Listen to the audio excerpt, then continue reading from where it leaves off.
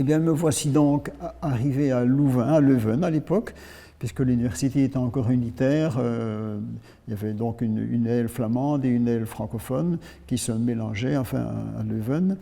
Et notre séminaire était aussi à l'image de cela. Donc, il y avait des Flamands et des Wallons et des francophones qui se côtoyaient dans le même séminaire, mais où on ne faisait là que loger et où on ne restait que pour les exercices spirituels. Pour le reste, on suivait les cours à l'université. Et j'étais doublement impressionné parce que j'étais le premier de ma lignée, de mon ascendance, j'étais le premier à suivre des cours à l'université. Alors pour moi, c'était quelque chose, une découverte, c'était quelque chose d'impressionnant. On arrive donc ici, on est en 1960. Alors en 60, évidemment, les choses ne sont pas ce qu'elles sont maintenant, mais pour moi, j'étais vraiment impressionné.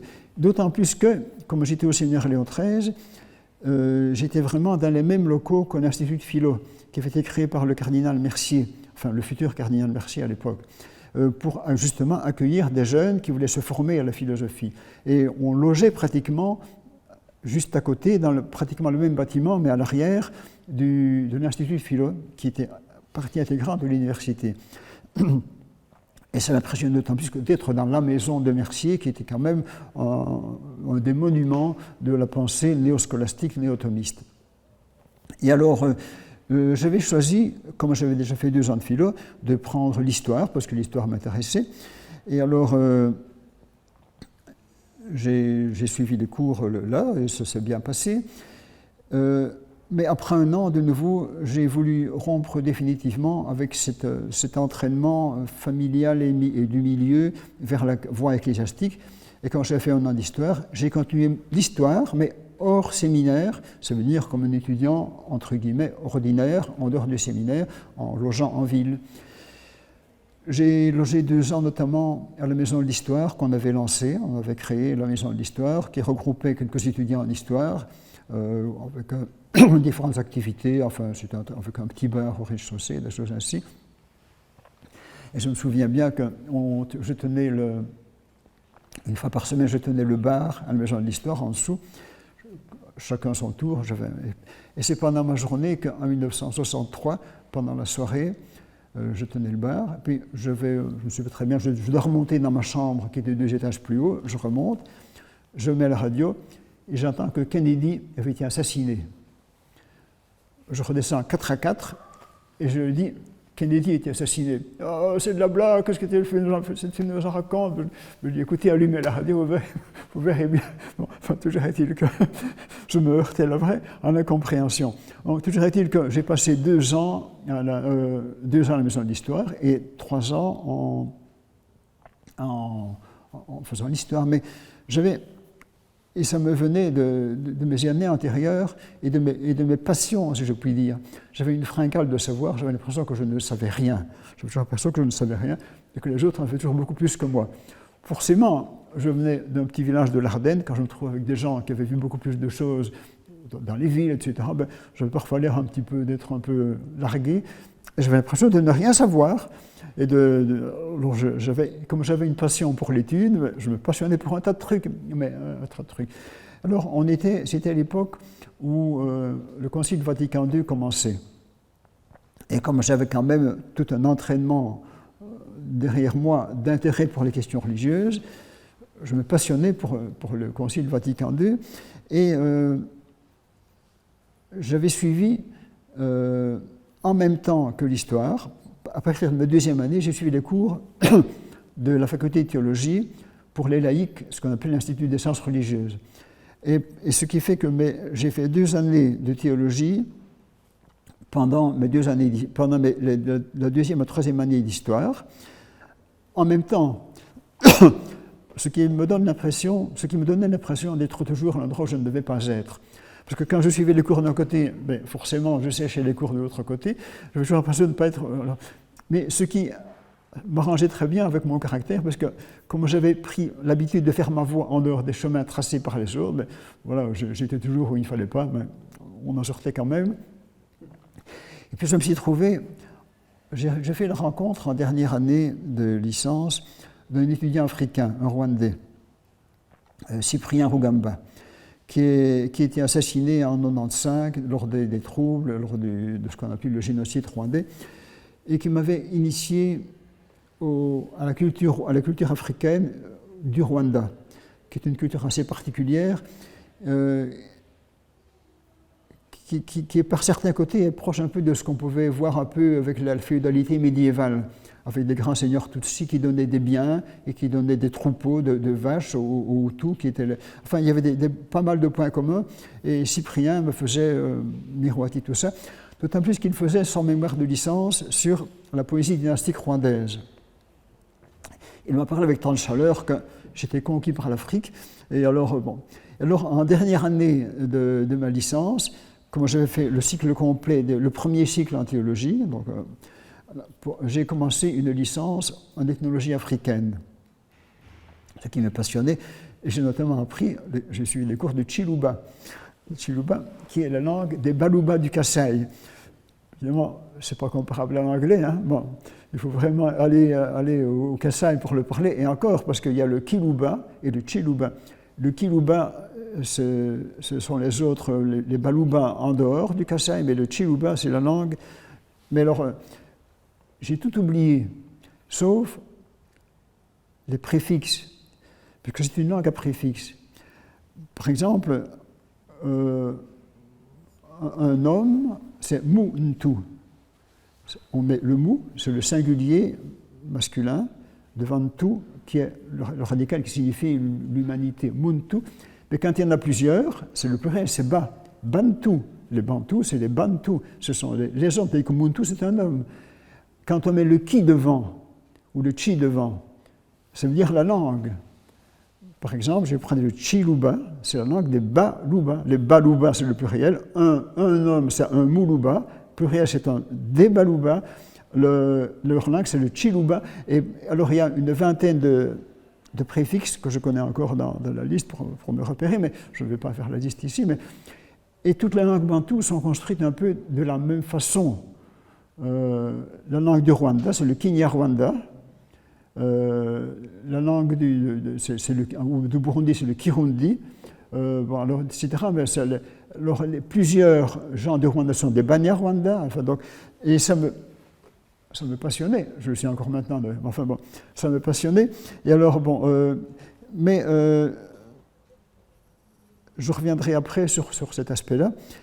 J'ai fait la découverte en histoire de différents profs, mais je dois dire que l'histoire, on nous apprenait des méthodes d'analyse des documents. Ça m'intéressait, mais ça ne me passionnait pas. À tort. Je me suis rendu compte après de l'intérêt de travailler suivant une méthode, mais comme j'avais une fringale de connaître, de savoir, je trouvais qu'on apprenait la méthode, mais on n'apprenait pas des contenus. Alors qu'au fond, je ne vais pas dire que c'est secondaire, mais l'essentiel, c'est de savoir comment acquérir les contenus, d'avoir l'esprit critique. On nous apprend en histoire à avoir l'esprit critique, à acquérir des contenus, à les contrôler, à les paramétrer, à les critiquer. C'est capital. Mais j'avais toujours ma fringale de connaître, était un peu insatisfaite. Et c'est comme ça que je suivais des cours en théologie qui me passionnaient beaucoup plus, mais peut-être à tort. Et puis que j'avais appris, évidemment, l'ethnologie africaine, j'ai appris des contenus. Bon. Alors, j'avais rencontré là-bas le chanoine Aubert, qui est devenu mon promoteur de mémoire, qui est un homme assez extraordinaire parce qu'il avait une culture très vaste. Et ce personnage admettait qu'on en fasse des travaux en dehors de ce qui le préoccupait lui. Il avait l'esprit très ouvert et très critique. C'était un chanoine, c'était donc un esprit engagé dans la voie ecclésiastique, mais il disait, pour encourager à critiquer un petit peu ce que l'on voyait, il disait « l'Église n'a pas besoin de mensonges. Ce n'est pas la peine de faire de l'histoire apologétique, on dit les choses comme elles le sont. Si ce n'est pas brillant, on le dit et on le prouve sur base de documents. L'Église n'a pas besoin de mensonges, disait-il. Bon.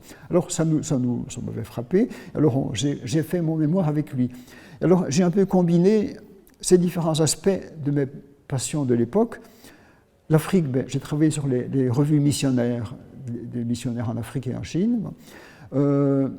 L'histoire, bien sûr, je faisais de l'histoire, et puis aussi les questions religieuses, puisque c'était l'annonce des missionnaires, le message qu'ils apportaient aux populations d'Afrique et d'Asie, les missionnaires belges, à partir de leurs revues.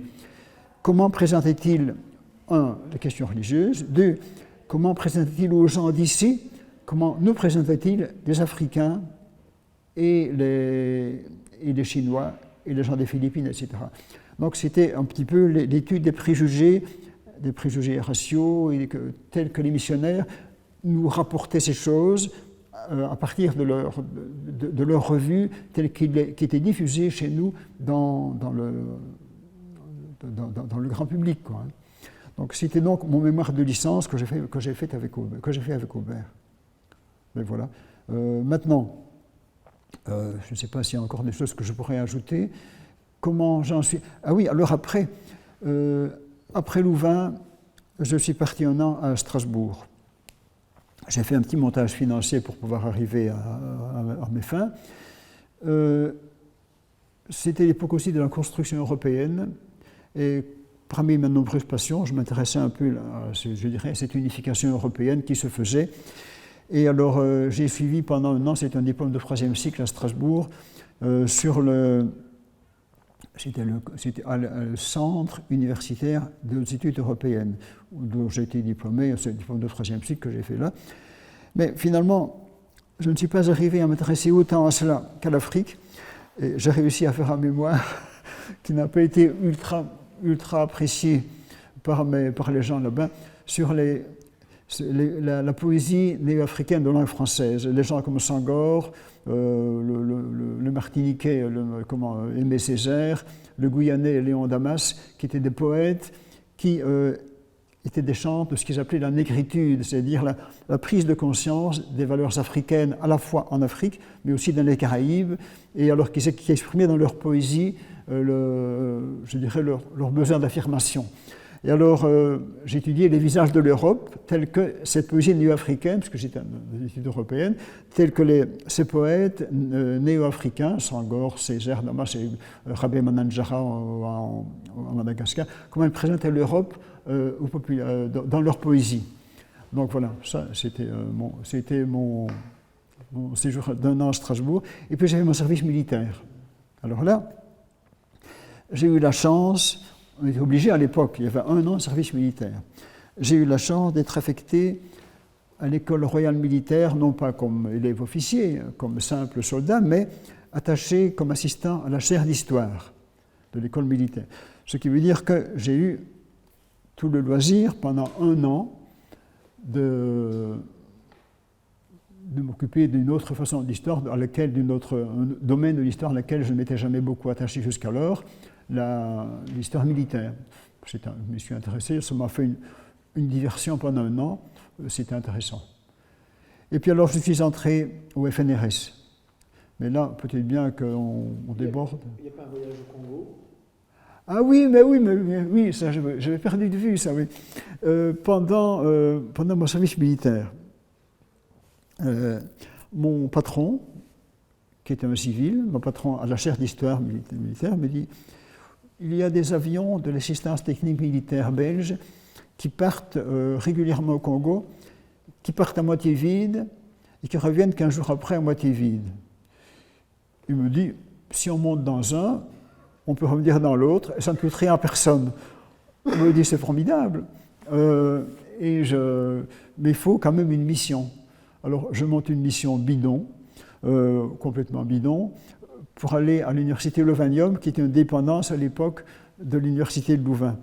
Alors en disant qu'il y avait des choses intéressantes à aller voir, etc., pour les sœurs militaires, qu'il y avait une bibliothèque, enfin je ne veux pas grand-chose. Enfin, bon. Et alors j'ai tous les cachets qu'il faut de tous les généraux qu'il faut pour ma mission bidon. Et puis j'arrive là-bas, mais ça ne colle pas comme j'aurais voulu. Je passe sur les détails. Toujours est-il que j'ai fait une semaine de prison pour espionnage. Parce que c'était l'époque où Mobutu avait pris le pouvoir. C'était encore le Congo, ce n'était pas encore le Zaïre, c'était le Congo. Mais il y avait déjà beaucoup de suspicions pour la Belgique, pour ceux qui étaient belges, d'autant plus qu'à l'époque, Moïse Tshombe, qui avait fait la sécession du Katanga, avait dû quitter le pays et se trouvait à l'époque en Espagne. En Espagne, où il était réfugié, enfin, c'était l'ennemi public numéro 1 à l'époque de cette époque de Mobutu. Et alors, tout ce qui venait un peu là-bas était un peu soupçonneux, ce qui fait que dans ma prison, pendant l'après-midi, le matin j'étais interrogé à la sûreté de l'État, l'après-midi j'avais quartier libre à l'intérieur de la cour, je faisais les connaissances de jeunes comme moi, mais qui étaient des mercenaires, qui avaient une expérience de vie bien plus impressionnante que la mienne, et qui me racontaient leurs trucs, enfin, ce qu'ils avaient fait, etc. Finalement, ça m'a pris beaucoup. Et alors, voilà. Mais ça n'a pas duré, j'en suis sorti. Voilà. Donc, je suis revenu. C'était, je dirais, l'épisode le plus pittoresque de ma carrière universitaire. Bon, voilà. C'était ça. Mais enfin, voilà. Ce qui veut dire que j'ai une expérience un peu longue, parce que quand on me dit qu'est-ce que tu veux au Congo, j'ai fait la prison d'Ndolo. J'ai resté une semaine. En dehors de ça, je n'ai pas vu grand-chose, mais enfin, bon, voilà, je suis revenu. Je suis repassé pour le Rwanda, parce que mon avion, puis je suis revenu à Bruxelles en bonne santé. Voilà. Mais je passe sur le détail, parce que c'était assez pittoresque. Voilà. Mais il n'y a pas eu de tentation pour l'ethnologie, de poursuivre l'ethnologie c'est-à-dire que, avec la langue, le voyage? Oui, mais comme déjà beaucoup. Là. Comme j'avais eu une expérience un peu difficile, et comme c'était le début de Mobutu qui était un peu chahuté par rapport à la Belgique, j'avais un peu postposé, et puis finalement je ne l'ai jamais fait, voilà. Donc, parce que je me suis orienté dans d'autres voies.